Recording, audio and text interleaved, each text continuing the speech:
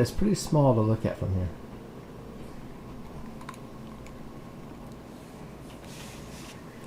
Okay, today is Sunday, May 28th, 2023, and we're here with Aunt Karen, and we're anxious to hear some of her life experiences, a little about her family, and then we're also curious. We also have Keith and Terry here, and Donnie is here, and Michelle's here, and Lisa and I. And Michelle's been kind of the impetus behind this. She's really been curious about Bobby, so she's been asking a lot of questions. Yeah, I guess I'll start before. My parents, Harlan and Florence Boyer, they bought this property in 1936. It was just property then, and they built the house in. Well, my grandfather used to own the property where the Art City Arts Park is and the Springville High School. My grandfather owned all that property, and they farmed that property. And one year they had their onion crop failed, and Grandpa decided to sell all the property because there was a house with that, the Fraser House up on the hill.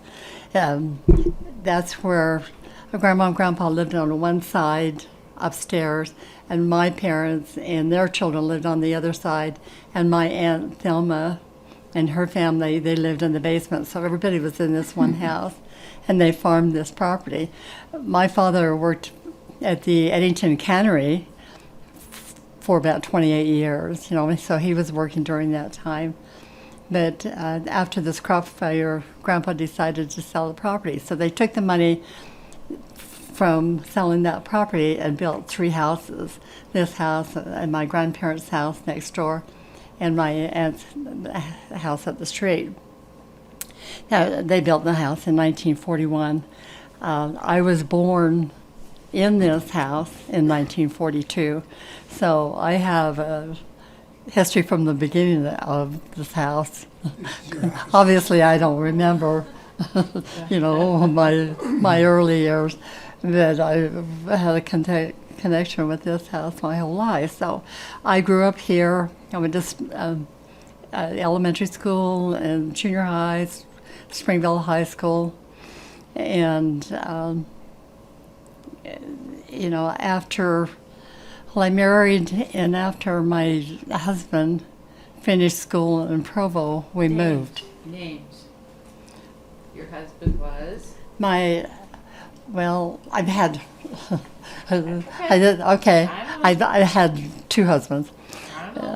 My high school sweetheart, we married, and we were just too young. It just didn't work. He's a great guy, and I'm sealed to him. His name is Gary Norman, Gary Russell Norman, and he's a good guy. And our first son, Douglas, he died in an accident at school at recess in the 3rd grade. So that was a very difficult thing. But after second husband, after he finished school in Provo, we moved to Vernal, Utah, and that's where Don was born.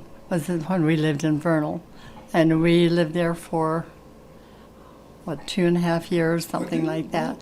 But Vernal is very cold, and the winters in Vernal are. Yeah. I mean, it would snow and ice like in November, and you didn't see the ground until April.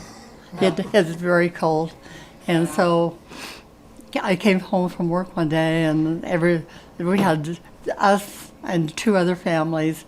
We said, "That's it. We're out of here. We're moving south, where it's not so cold and icy and long winters." So we moved to Las Vegas, and we lived in Las Vegas for about 2.5 years too. November '68 until July '72, we moved to Southern California, and we lived in Southern California and had worked, and the kids went. Don started kindergarten in Garden Grove, California, and we lived there until 1997. after both my parents had passed away, I bought out my siblings and moved back in this house. So I've only lived like 5 places in my whole life. So That's good. that's about it. It's not very eventful, Pretty but familiar with the place. you know, and have 2 living children, Donald, and my older son, Bradley, lives in Oregon. His home's in Oregon, but he has a house in Washington too, so he share time between Seattle and Portland. So. Nice. Nice. He's married, has a daughter, so I have a granddaughter. Caitlin is her name. They're doing fine. Can I ask what happened to your son in the playground? I'm sorry? Can I ask what happened to your son in the playground? Did he fall? The kids were playing when I was a kid we called it dodgeball. And when he was a kid, they called it spot ball. But they had a big ball, softball, and the kids are in a circle, and someone's out in the middle, and he caught the ball and was going to throw it at the guy in the middle. The person in the middle is and when he inhaled, he collapsed, and some of the kids were eating lifesavers, and the school nurse was right there in the building, and she thought that he had a heart condition because he was turning blue, but he was choking. So it was just a It's like a lifesaver. sad, tragic thing that happened, you know. Lifesavers didn't save Yeah. lives. You know, when I see these school shootings and people feel bad, they take their kids to school in the morning, but the kids don't come home. I experienced that, and I think anything happening to your kids is the worst thing that can happen to a person. So Yeah. I believe that. that he was a perfectly healthy child, you know, and just it was just an So how accident. old was he then? He was 8 years old. He was in 3rd grade.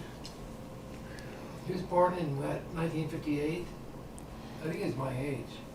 Wasn't he about my age? He was born in 59. 59. What was his name? Yeah. Doug. Well, you know that isn't much less than, I'm No. 64, so the class is Oh. 64. And it's totally unexpected, you know. It's just one of those things that happens. So I've been What was his birth? mama bear about my kids, you know. But too protective sometimes when they tell me back off, you know, and that's okay. But What was Do you his understand why? birthday? his birthday? Yeah. Douglas' birthday was July 23rd, 1959. And I was born in 60. Brad was born in 61, and Don was born in 67.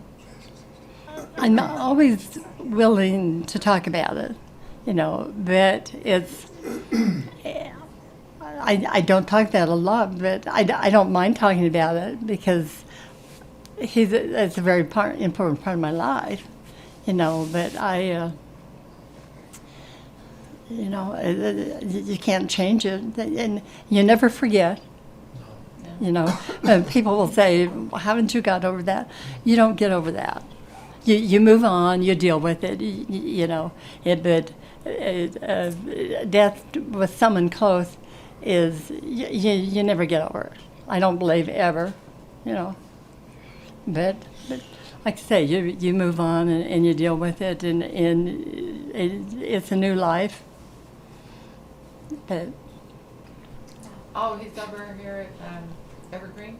yes, he's buried in the Evergreen. So we have 6 generations of family buried in Evergreen. Oh, Where's his,